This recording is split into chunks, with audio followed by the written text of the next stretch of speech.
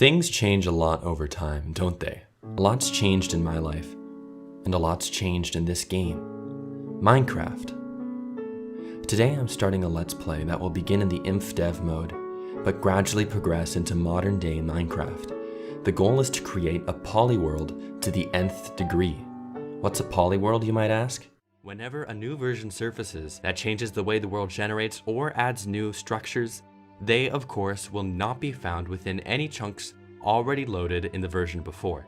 Any new system of chunk generation cannot overwrite the past chapters, but rather simply changes how the chunks generate in the future from the not yet rendered chunks onward. As a consequence, many players' single-player worlds are a bit of a mixture.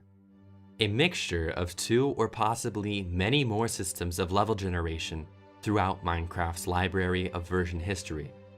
For these cases, let's call them Polyworlds. Now, Polyworlds have some fairly unique quirks. Because of the sudden change in chunk generation, you may find one seed having many different appearances through time. Hopefully, that clip helped explain it. We've tested it in theory, now it's time to do it in practice.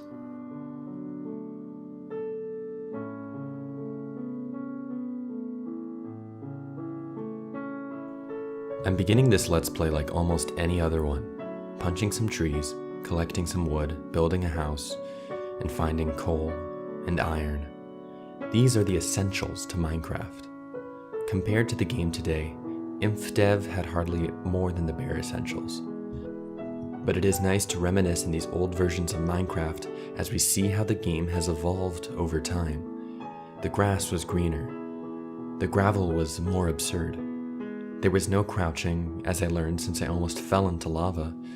As this series progresses, I want to gradually update this world to more and more recent versions of the game. From InfDev we'll go to Alpha, and Alpha to Beta, to the Adventure Update, to official release and beyond. Just like in life, there will be some drastic changes.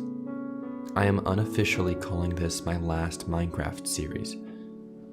Before I stop making Minecraft videos entirely, my focus has shifted. My priorities have realigned.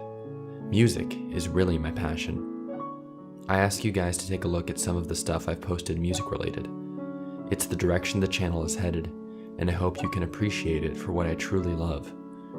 This recording of Wet Hands was from a 6-year-old video, when I was a 14-year-old aspiring pianist. Now I am a slightly older 20-year-old aspiring pianist.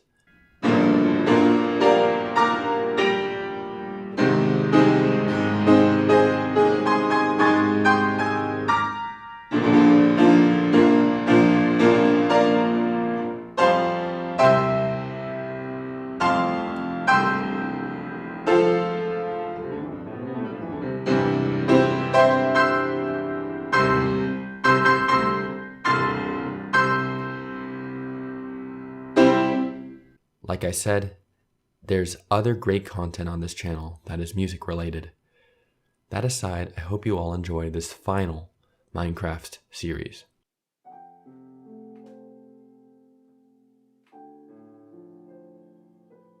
For now, I am staying to this quaint biome, but I want to continue exploring many chunks in InfDev and other versions to come, because although the spaces between the versions may be greater, there will be more changes, more possibilities, and greater chance for half structures.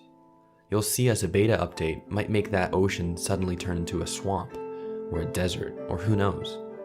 As our Polyworld evolves, the possibility for things to get more interesting increases. Like I said, we may encounter some half structures, if we're lucky. I'll also be trying to keep track of what degree our Polyworld is. Right now, it's a 0-degree Polyworld. And when I update this world to the next version of Minecraft that changes terrain generation, it will be a 1st-degree Polyworld once I explore the new chunks. I'll try and keep this series Minecraft focused for the most part, but I cannot make any promises. As I previously stated, there's a lot to this sandbox game that's like life. We don't know the turns it will take. We don't know where each road leads. Suddenly a skeleton shot me in the dark. I wasn't even sure what it was at first because the lighting was so dark. I'd forgotten about that. a cave suddenly appeared, and I almost got lost in its vastness. I had forgotten about that slight twinge of fear that creeps over you the first time you get lost in Minecraft. It's a nostalgia trip for sure, but a layered nostalgia trip at that. I get nostalgia for playing an older version of Minecraft and all the memories that come attached to it. The places I took my laptop to play, and the friends I made along the way. For now, I don't really know the objective I'm going for except to explore and enjoy this world, dubbed World 1, a name we couldn't choose because InfDev hadn't developed the ability to change names yet. I also had to change my graphics to fast to show you this scene, as the only way to limit clouds was to turn off fancy graphics. There was much less optimization back then. The game was much more primal. Now, I'm not the best Minecraft player, but I have some tactics I like to stick to. I usually try to just build a basic structure to hide in the first night, as usually the best I can do is with a stone sword. Then by the next day I try to start mining to get supplies. The nice thing about mining is that until you run into caves, monsters aren't such a big threat. I'm playing on hard mode, by the way, of course.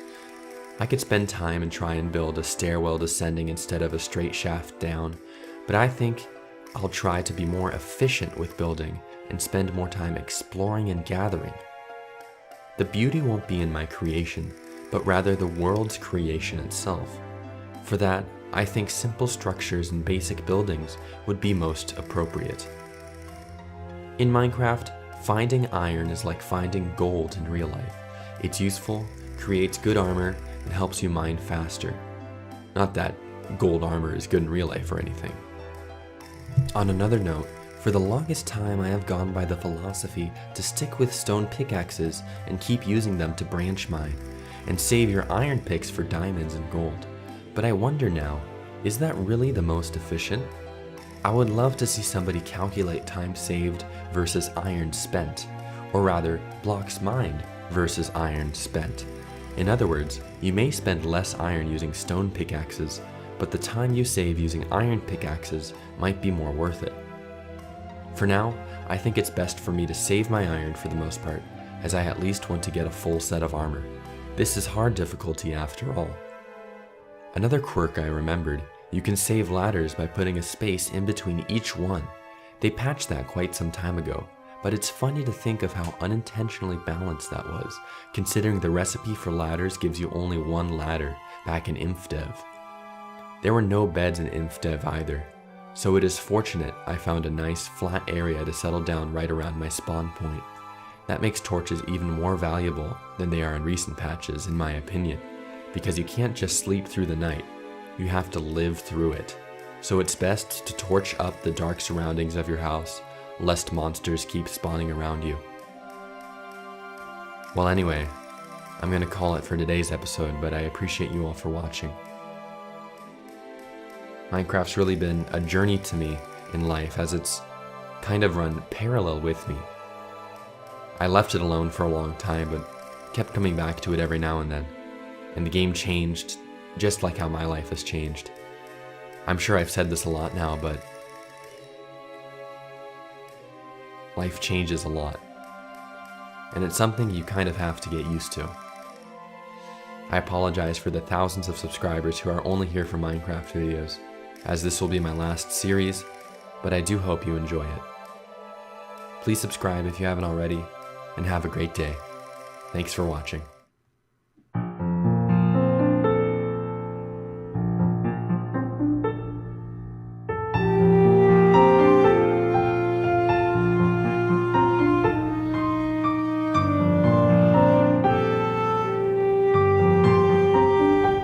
Today I was showering and thought to myself, I wonder if I could build a shower in Minecraft.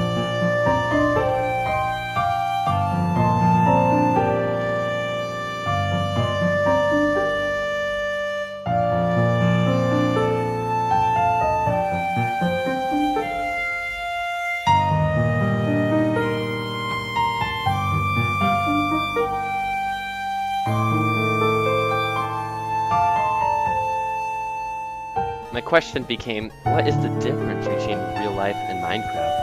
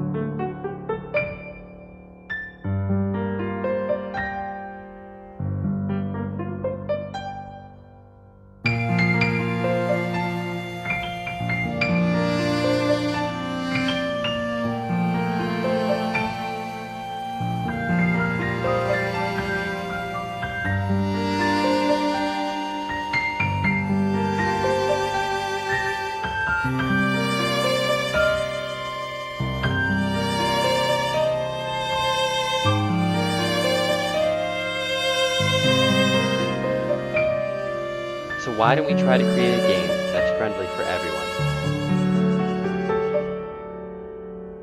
Let's make a game where we can all have fun. Thanks for watching.